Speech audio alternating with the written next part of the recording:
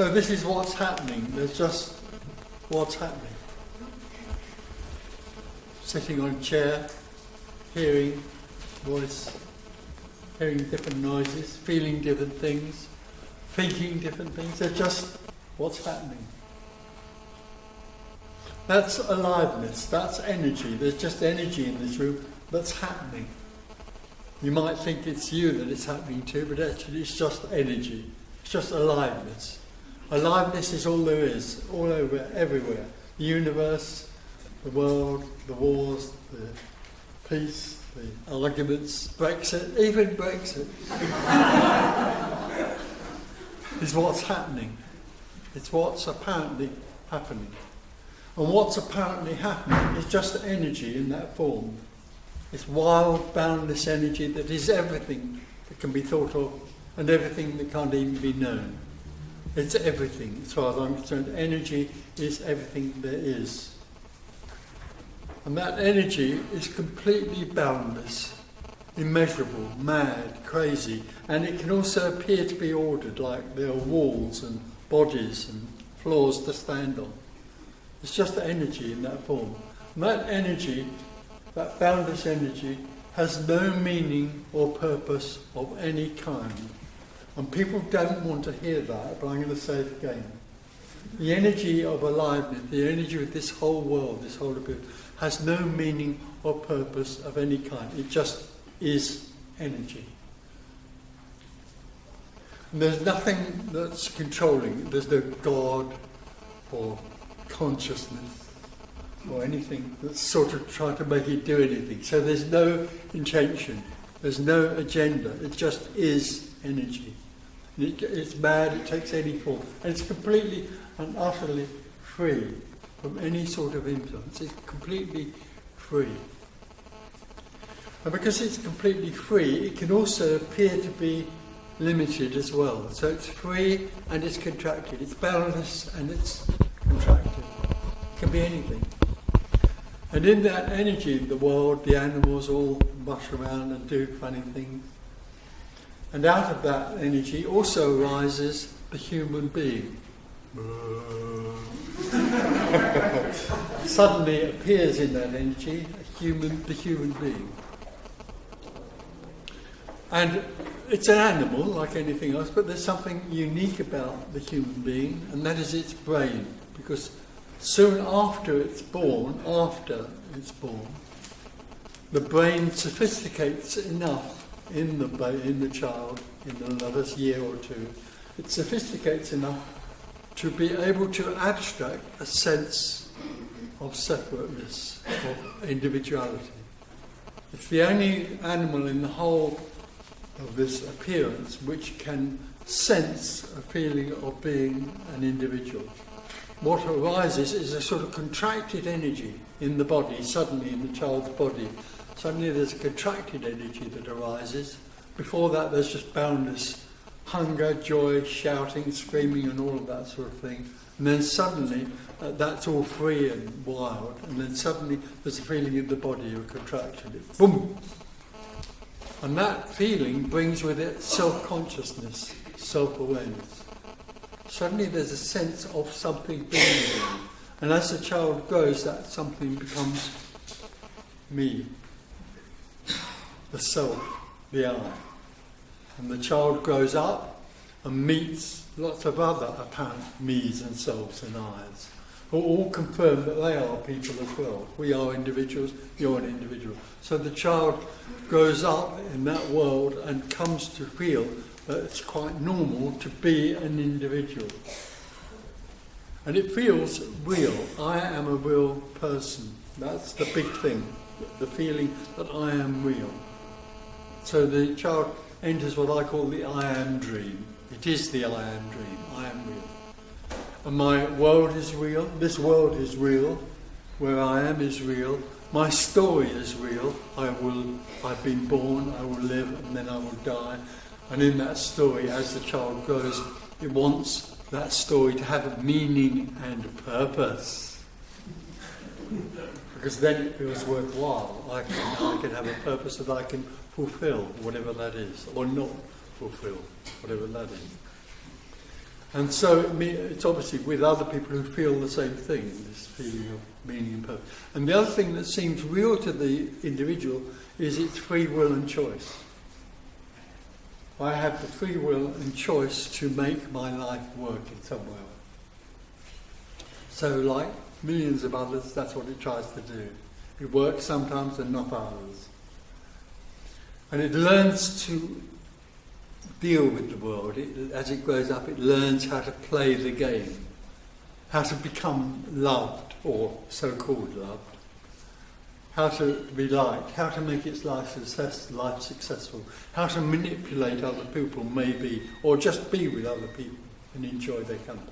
That's fine. There's nothing right or wrong about any of it. But the other thing that, of course, the individual has grown up with is the idea that there is something right or wrong. There is better or worse. Because, of course, the nature of that initial individuality is dualistic.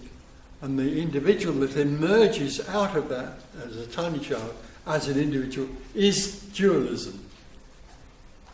It doesn't enter something called dualism, like a dark, funny green cloud that's all mushy and horrible.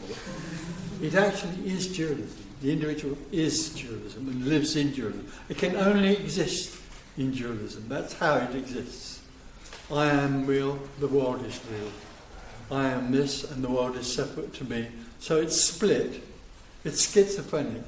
Mildly maybe, or strongly, but basically the individual is schizophrenic. It lives in a world which is split. And it goes in this world and it tries to make its life work. But for some of those individuals, in fact for all of them, there's a quiet sense of dissatisfaction. There's a quiet sense of dissatisfaction that arises in the person about living as a separate individual and being separate to the world. There's something that's not satisfying about that. It's as though something's been lost. And for those who feel sensitively about that, they start to seek for something deeper. You know, they obviously are involved in a world where money or lovers or success or fame or whatever you like, or victimhood somehow are satisfying for a short while, but as they go on experiencing those things, so they come more and more to feel that there's something deeper. So they start seeking for something deeper. Let's call it liberation. And they seek it in Christianity or in religion or some sort of Buddhism and so on. Or they might seek it through therapy, or they might go on YouTube and find out that there are 650 different people all offering the promise that they can be fulfilled if they follow their rules or their advice. So that goes on. But of course, what they're doing, let's be clear about this, what they're doing is they're experiencing life as a real life, as something that's real, whereas actually what they long for is unreal. But they want something real called liberation. Because what they've done now, as they are dualistic, and their experience is subject-object, the object out there. They objectify liberation. Liberation is another something they can have, like lots of money or lots of lovers.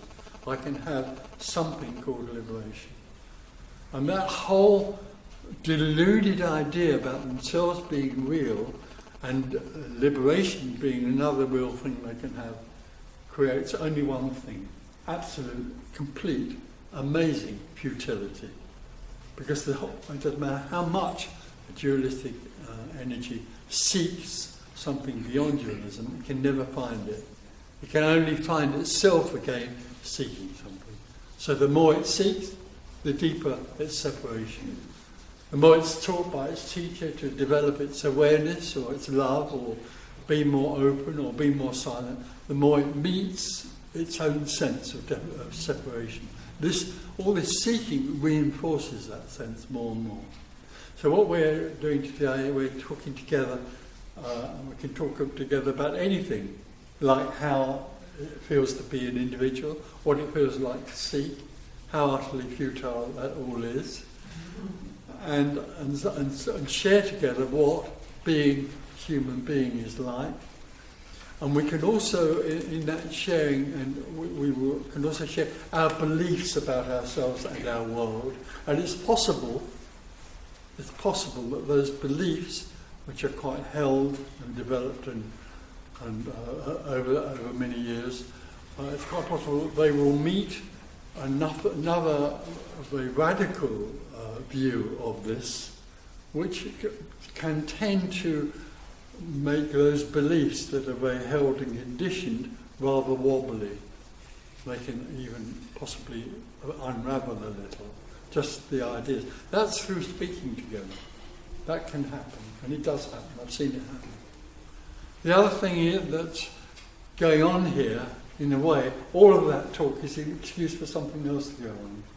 When people are gathered together with the possibility of being open to something that is beyond the self, something else that's beyond the self. And that possibility, that openness, meets the boundless energy which is everything and is no one. And that contracted energy, which creates the sense of a me, can melt back into the boundlessness. Thank you.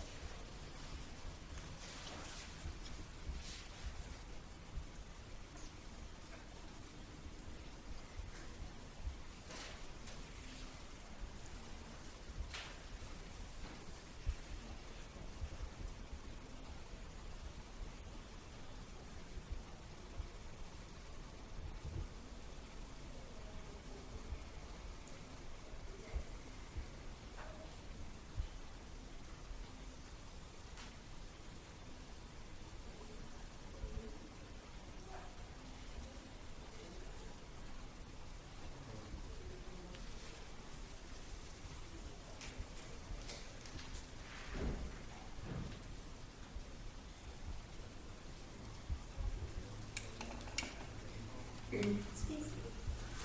Do you think in a way it's kind of a sense of knowing that we're not real?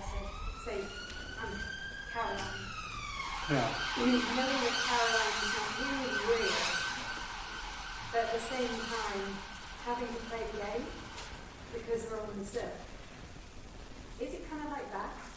Yes, it is. That, in a way, what is being talked about. This is a bit funny. What is being talked about is actually known, and not individually known.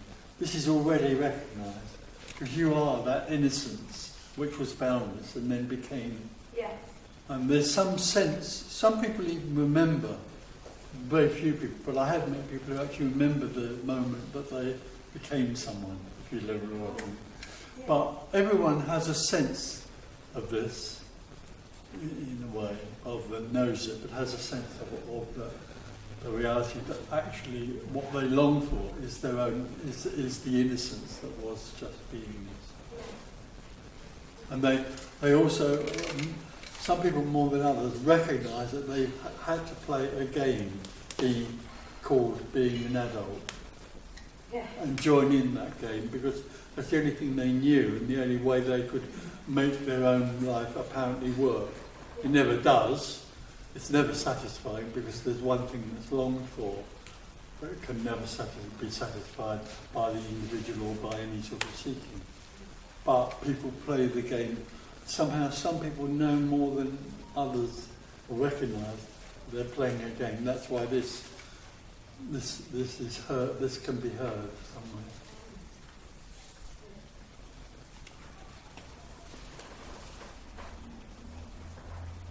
Tony, that's Carlos.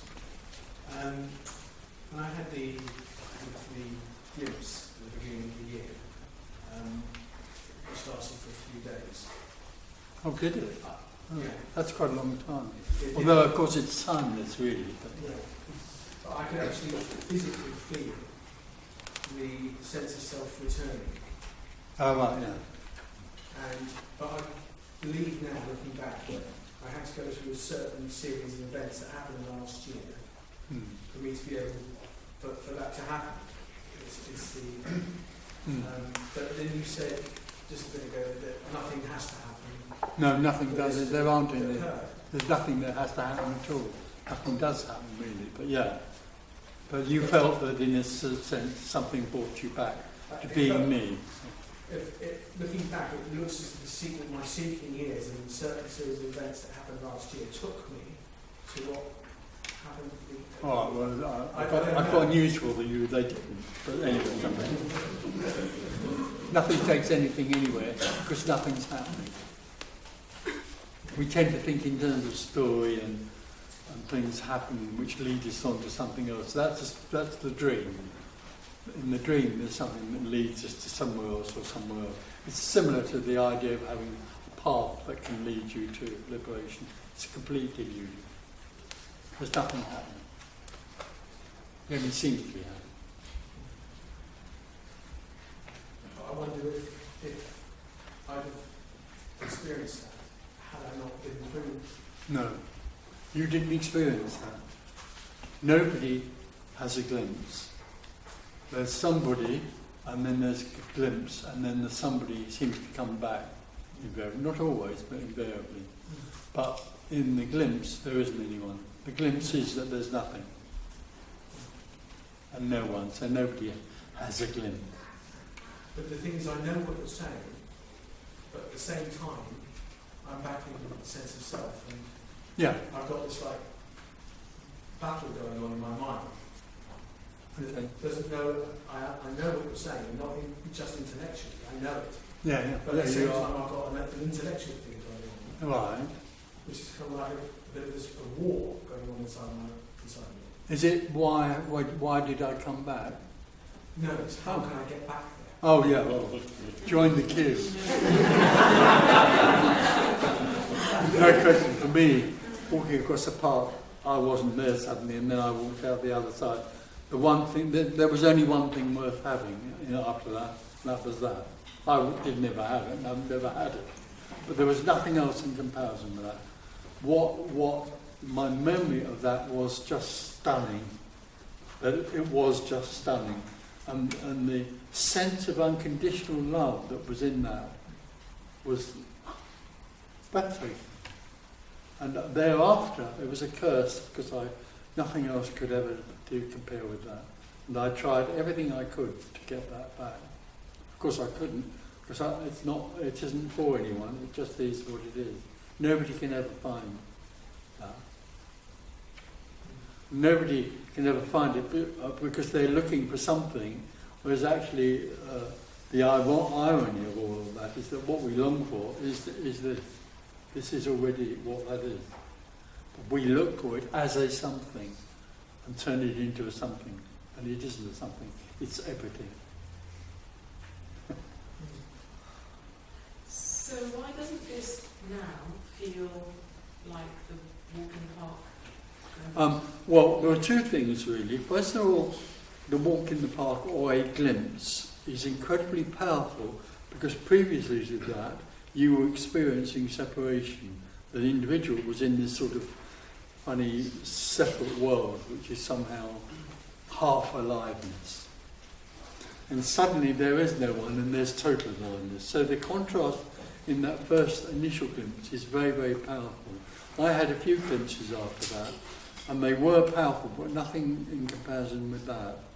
And somewhere or other, it's almost as though there's a weaning back into liberation, which is very ordinary and simple, but immeasurably stupendous compared to being separate. But weaning back into it. In other words, you could say that the first glimpse is like an orgasm, but you can't walk around in an orgasm. So, in a way, you're weaned back into, or you aren't, but the weaning back into a natural, So you don't have quite a natural wonder. There isn't such a contrast. Before it was a contrast, and then suddenly it isn't anymore. It's the natural. When I died in the end, one thing that came to me was, so it's just naturally what it is. It wasn't amazing. It was sort of immeasurably different to what was there just before. And may I ask, over the course of what you just described, what did your family and friends perceive? I think they will perceive someone who's more relaxed, even though I was back. There was a feeling, so that was what I've always wondered. You know, that's what I've always been looking for. It's not there now, but it was there. There it was, bang. Later on, when I died, then what they perceived is a very relaxed, ordinary person, but who no longer played any games. So you become, when there is no one, what is there becomes a threat to other people because they're not playing the I am game anymore. But several people might not have known you little, but not really noticed much difference. No, they may not. It depends how close you are.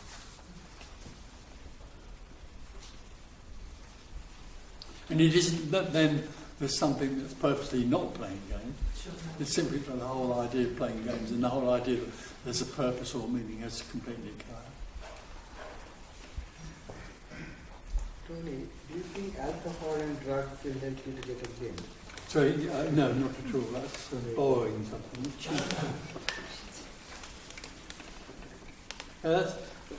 Alcohol and drugs only bring a deeper personal experience. This is not an experience. Oneness, liberation is not an experience. Because for it to be an experience, there would have to be somebody there who is aware of oneness or liberation, and there's no awareness of consciousness in liberation. That's what I was going to say, but I don't even know how to phrase this question. So, if there's no one there, and if there's no consciousness, who is perceiving? There is no perceiver. No, there's not a perceiver either. There's no experiencer and there is no perceiver. Perception mechanically happens, seeing happens, but there isn't anybody that sees. So, I don't even know how to phrase this next one. They all sense of self dissolves. Yeah. And or say, when you say the day you died, but what or who was it that knew that you died? No, nobody dies. There is no one that dies. There's nothing that dies. And the body dies, obviously, ceases to function. When I mean died, I mean. You talk about real death or? No, not. Oh, in the living body. Yeah. Like as in the living body, when you kind of realise there's a death of self, which I haven't, but maybe glimpses. And so that death of self. Okay, wrong choice of word, experiencing it, but to even be able to say the day I died, you would have to have an awareness of. I know, but that's only me communicating it. I didn't die. There is nobody that dies, but in order to make the thing clear about contrast, I said, well, when I died, I didn't die. Nobody dies. There is no one that dies. What evaporates or falls away is the illusion that there is somebody. Yeah. I guess I must, like, almost feels like there should be some conceiver somewhere. Well, when the illusion of there being anybody collapsed here, what was left was this. That's when I said, oh, there's just this. There isn't somebody who sees this, there's just this. It's very ordinary and simple, but absolutely stupendous. It's like, I don't know how much you'd agree with this, but I think it was Alan Watts said the meaning of life is just to be alive. Would you agree? Yeah, but who's alive? That's okay, Yeah. I like Alan Watts, but who is it that is being alive? Well, This is alive, there is aliveness, but there's nobody who's being alive. no one's being alive. It's more like if this is just happening. This, Or this is just happening. yeah, that's what I was, oh, that's just this. There's no one in it. Yeah. Which is immeasurably apart from somebody in here who thinks that he's a real person over there. You know, as an individual, I would think I'm me, he's a me, so I have to relate to him because he's 5, 6 or 8 foot away and he's separate from me. That's all completely over. There isn't anything to relate to. There is no relationship. Everything is. So Tony, amnesia is our best bet. Sorry? Amnesia is our best bet. Amnesia, yeah, sounds good. Best bet. But this isn't amnesia, this is total aliveness. The me can't know aliveness. This aliveness is so vital and passionate and full on, but from no one. I don't know how to ask. When we are in that moment that we are in feel love, not in love, but we feel it's not true. You're saying. Well, the me doesn't know what love is. Me lives in need. Directly me becomes apparent in the body. Directly there's a me, as a tiny child, as it grows, it has a need. It has a need, actually, in the end, not to be me anymore, because it lives in a separate world. But essentially, because it is a me and separate, then it lives in the constant need for what it thinks is love, which is the need to be loved or love in exchange. That isn't really love, it's not unconditional. There's only one love that there can be, and that is this. And it is unconditional love, but it has no need of any kind. And unconditional love is terror and ugliness and all the things that the me thinks are wrong. It is those things. It doesn't embrace them lovingly, it is those things. So, but the me can't know that love because it has need.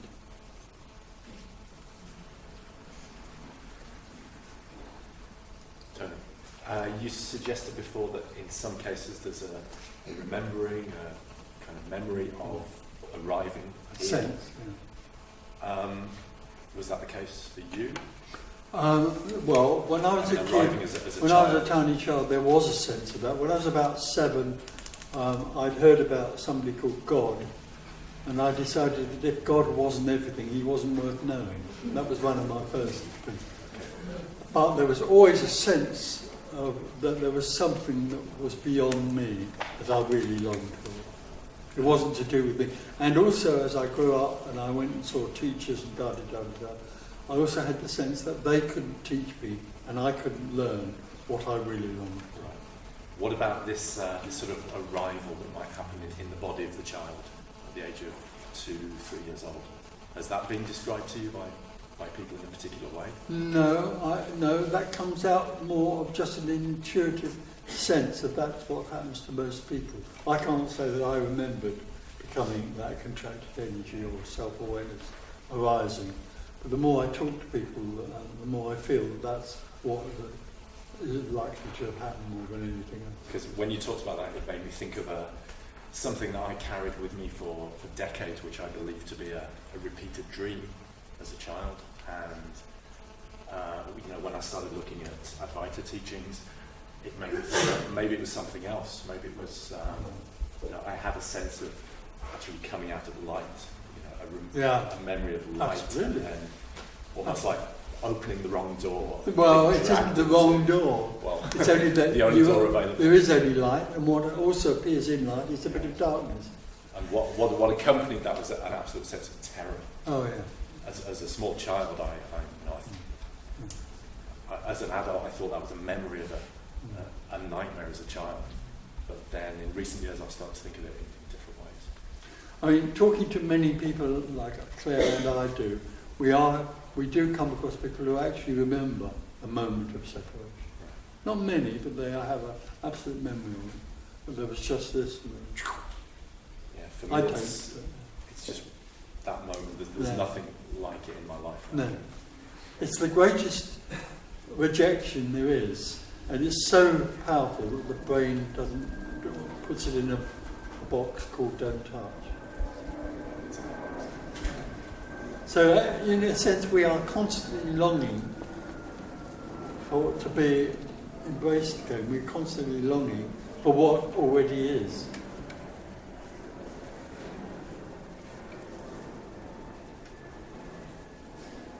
Can you say a bit more about that weaning back to freedom? Only that, again, we met many people who are still separate, or have been separate, and there is a sort of gentle weaning back, but they're still separate, a dropping away of the old idea, well, what we're talking about here, dropping away of the idea of who I am and what this is. It's a sort of weaning back into it. But the final thing is timeless. It doesn't, it doesn't happen in time. The death of the apparent separate individual is timeless. But the weaning then sounds a bit like the people thinking they're on a spiritual path, or things are happening, the ego's weakening out. They would naturally think that. The seeker longs to be on a spiritual path. But you're saying there is a weaning back to freedom. Sorry? You're saying there is a weaning back to freedom, but it's not. There is only apparently a weaning back of an apparently separate individual into apparent oneness. Apparently. Nothing is real. So fear is not real also? Fear Fear is what? It's not real? I mean, There isn't anything that's real.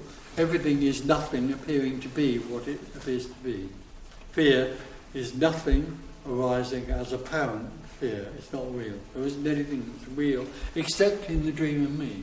In the dream of me, for the individual, it makes everything, turns everything into something real.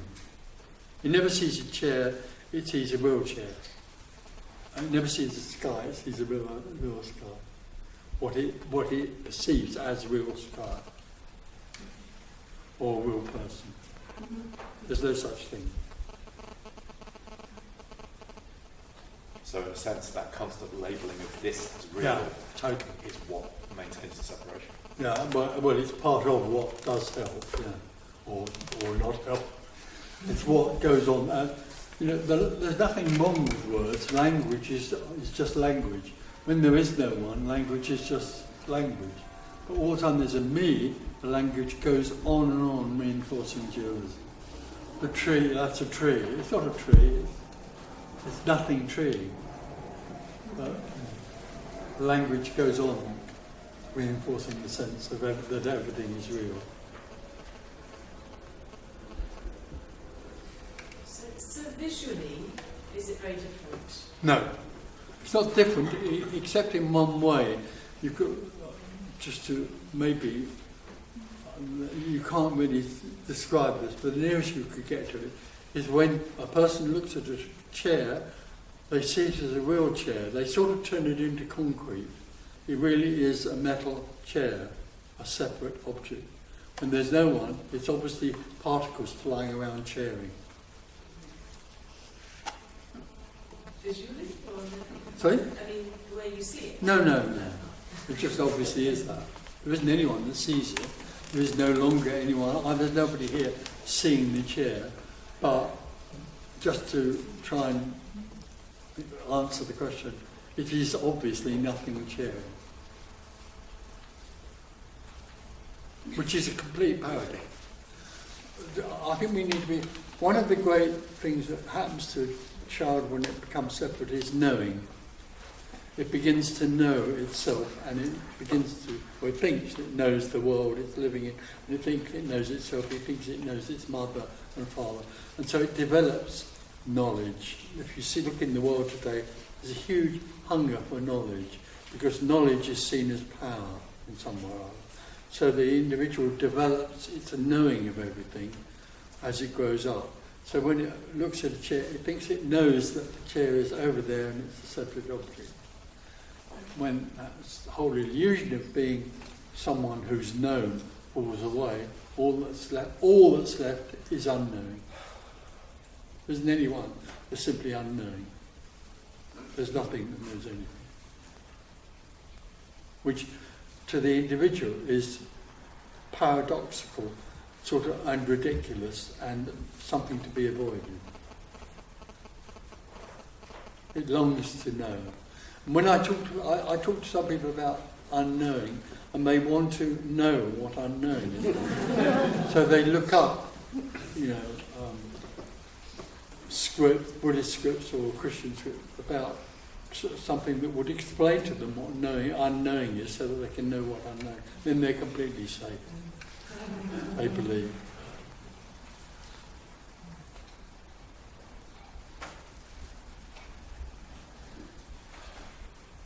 But you say the unknown is the beloved. Sorry? You say the unknown is the beloved. All there is the beloved. Yeah. How do you know that? I don't know anything. What is coming out of here is not coming out of anyone. It's coming out of nothing.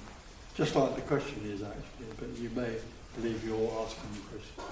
But everything that comes out of here comes out of nothing, including the idea that this is the beloved.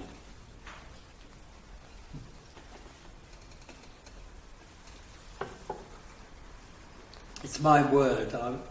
It's sort of sexy, isn't it? It's a sort of spiritual chat-up word.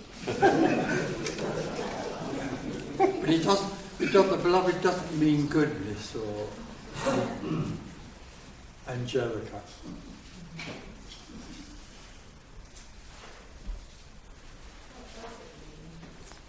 It doesn't mean anything, actually. It doesn't mean anything, because as far as I'm concerned, the beloved is everything.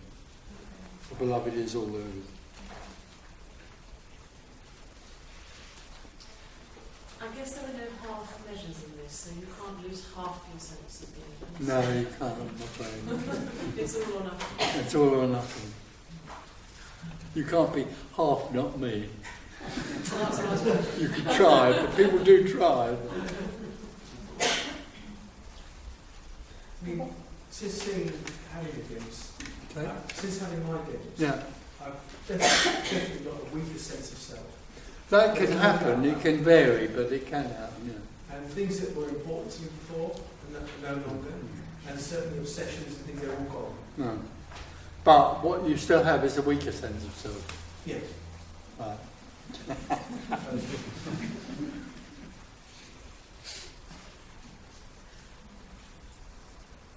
What's the point of this? There is no point. This is what's being talked about here is utterly and completely pointless. And as far as the seeker, any seeker in this room is concerned, what is talked about here is absolutely no value at all. And I'm not joking. It's what we're talking about here, and community sharing together, is of completely no value. In fact, I would go as far as to say, this is the worst place for a seeker to be. So why I keep coming?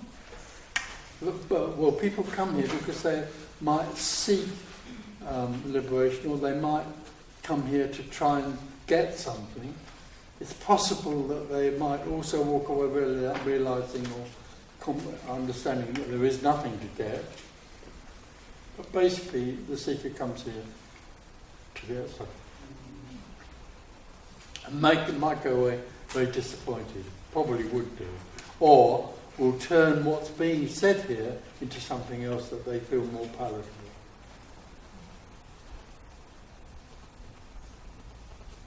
Many people come here who believe this is the same communication as teachers are communicating.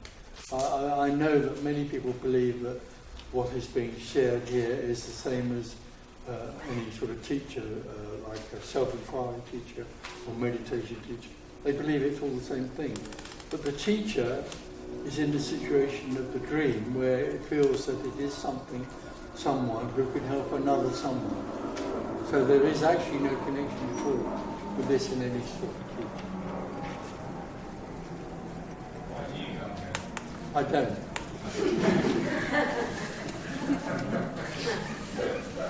I mean, neither do you, but nobody chose to come here and therefore came here, but they would dream that they did. They would dream that they'd heard how wonderful Tony Parsons is, which is of course the truth. But the coming here just is something that happened. Nobody chose to come here. Or not come. So if something bad happened to you, happened to yourself, so we feel sad. So that's again happiness. Happening. Happiness is not really, this isn't about happiness. No, happening. Oh, happening. Yeah. All there is what apparently So happens. if the sadness happens. Yeah. Apparently. And it has no meaning or purpose of any kind. So who feels the sadness or? Oh, and the individual, Yeah. me would think it's his own sadness, because don't forget the individual owns everything. I own it owns its suffering and whatever else happens. When there's no individual, there isn't anything that is sad, there is just sadness. Isn't it anyway?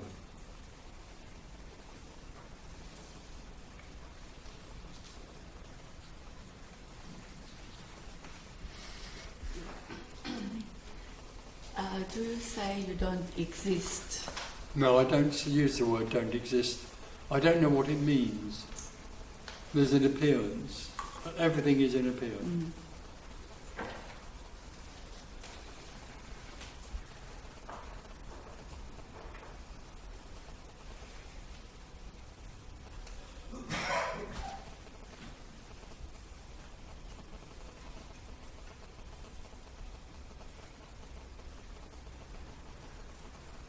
So Tony, so when I get up in the morning, I could say Anne, someone called Anne appears to get up and walk around and live her life. That's the dream. Well, no, it would be if you think it's you doing it. In the dream you would think you are real and you are choosing to get up.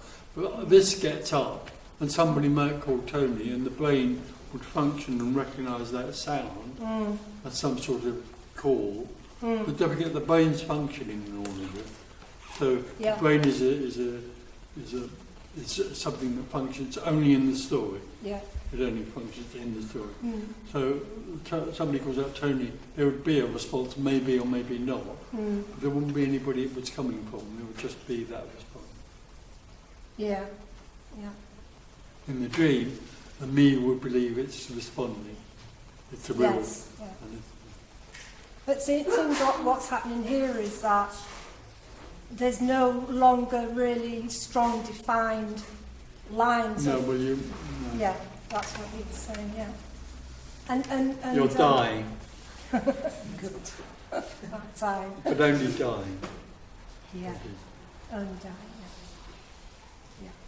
Yeah. And that doesn't mean that inevitably you will die before you die. It could be that you will die as a lesser me, the body will die as a lesser me. At the point of death, of course, it'll all be over. At the point of what we call real death is simply the end of the separation. Yeah, because there is an appearance of lots of things that used to be important just dropping away. Yeah. Yeah. They're not. No. You can go into sort of limbo. Yeah. We do talk to quite a lot of people. I talked the other day to somebody who clearly is in limbo. So, in a sense, the whole thing that they were invested in as a me or self or an I has fallen away. Yeah. It's recognised as being of no value. Yeah. But there's still a sense of a me there. Yeah. It can't find anywhere to go. That's right, yeah, that's how it feels. Yeah, even the so a lot of seeking has gone, so things like are more fun and I can't take thoughts seriously, I can't take feelings, they're still there, but they're not really serious, No. they're just happening. But does feel like A limbo. separation. Yeah, it does feel like limbo. It's like, before I knew what to do, I knew to watch loads of teachings and come here and seek, whereas now it's like, what? But Tony, your daily life, Sorry? your job, you have a duty of care or empathy.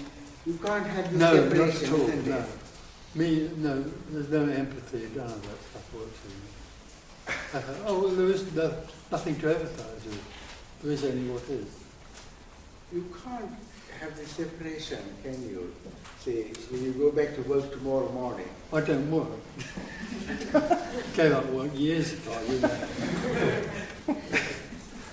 Say, Sorry. you have to do your job. I don't have to do anything. There is no one. All there is what happens. I don't have to do it. There isn't anything that has to do anything. There's nothing there that has to do anything. That's conditioned response. I have to work. That's my mum told me to.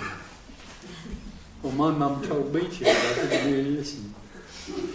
No, that's a joke.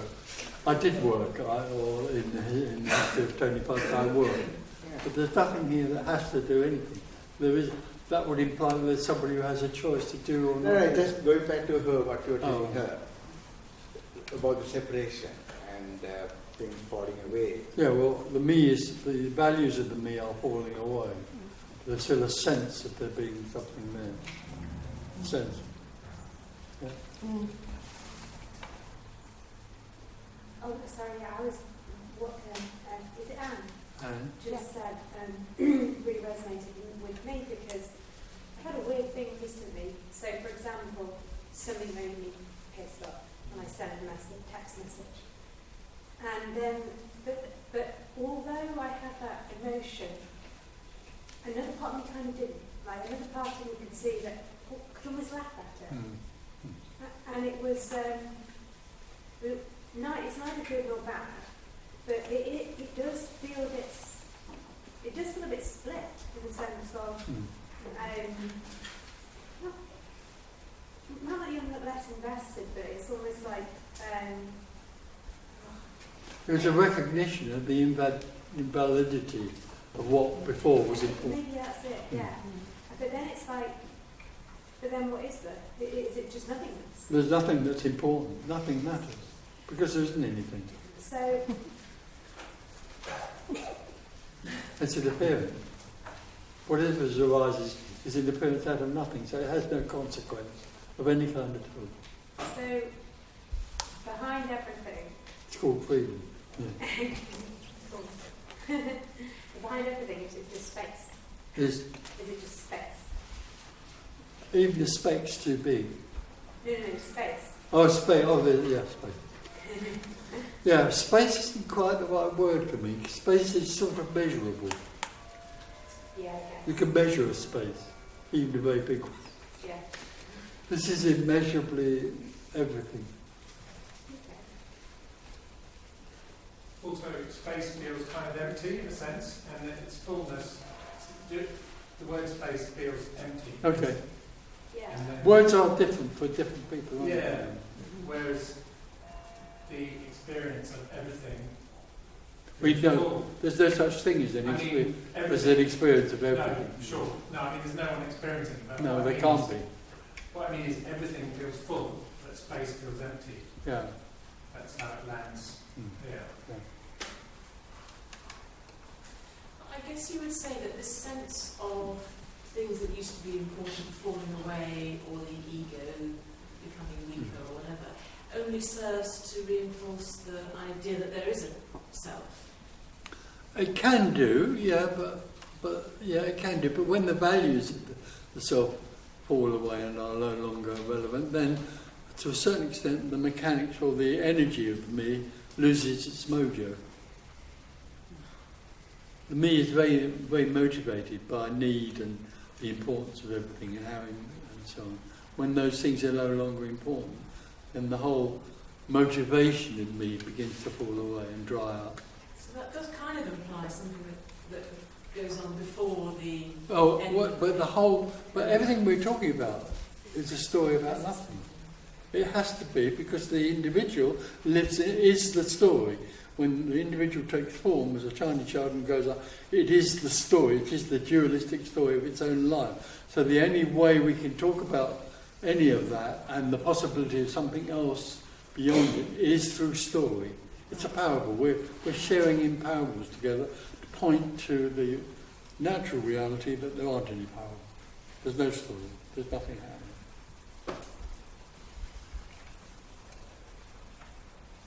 Would you get to a point, like, if your values just dissolve away, that you don't care about having a roof over your head? No, it's not about not caring.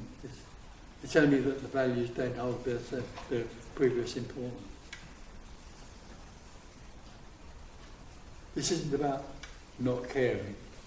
It's simply that those values no longer hold their importance. So the motivation of me falls away. It loses its motivation.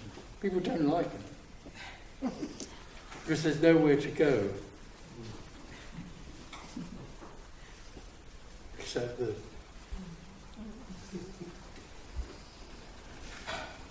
So there is nothing to ask you. There's nothing to ask you. Do you want to go? Have you paid? No, my friend drives, so I But right. No? No, there's nothing to say. Otherwise, if you come to a residential, it's amazing. We go, this is, down to go, Tony,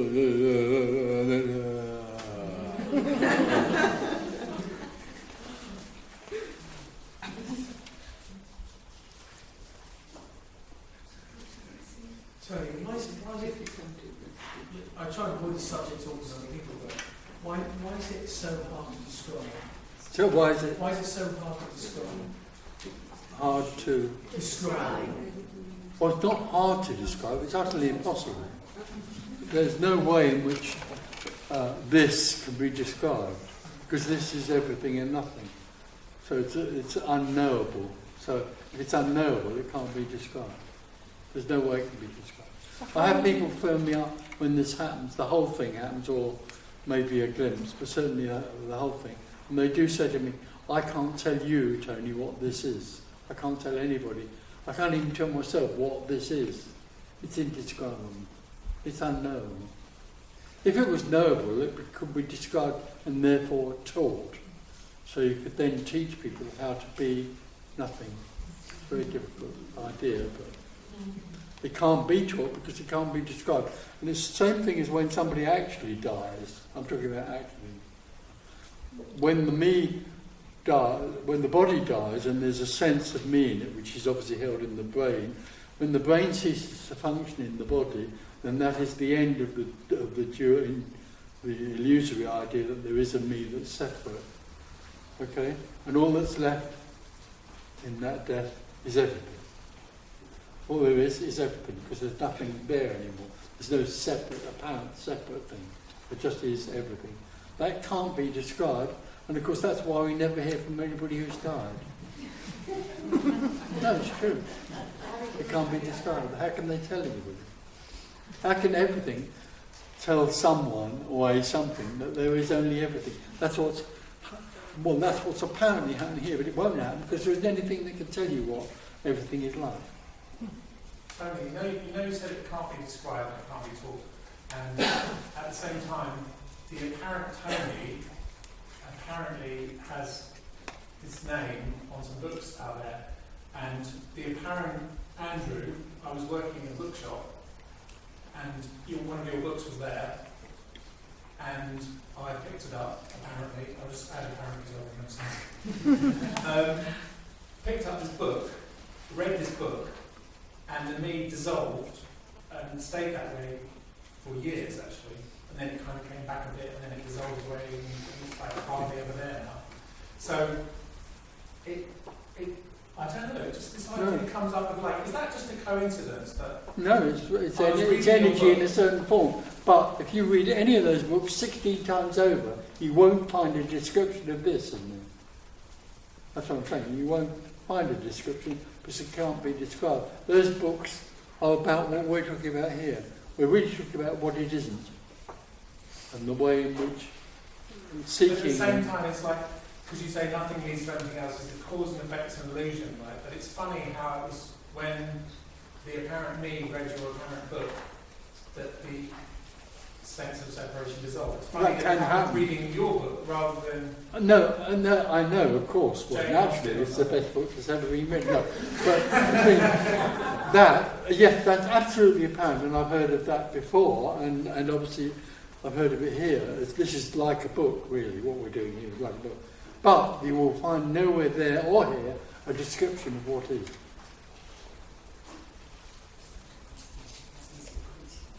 Tommy, you mentioned Douglas Harding many points, when he was at 65. How to take what he has to say? I've met him. He came to my cottage and did things down tubes. Yes.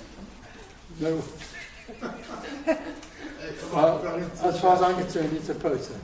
Sorry? I can understand what he's getting at, Yeah. but it's a process. So it's a teaching. It's a teaching. Douglas Harding, having no head. On having no head. He was trying to show people systems or processes which would give them the experience of having no head, which is a teaching.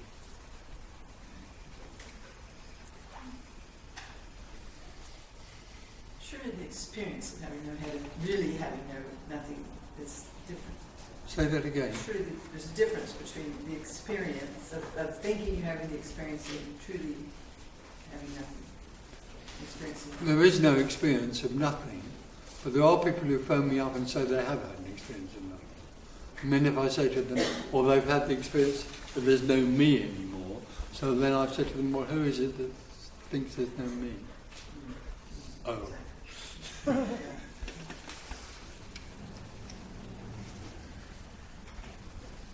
Yeah, it's like if you... Having no head is just a tiny... I mean, it's still the imagined you that has no head. It's assumed that there's still a you that could have no head. It's really, in a way, having no belief system.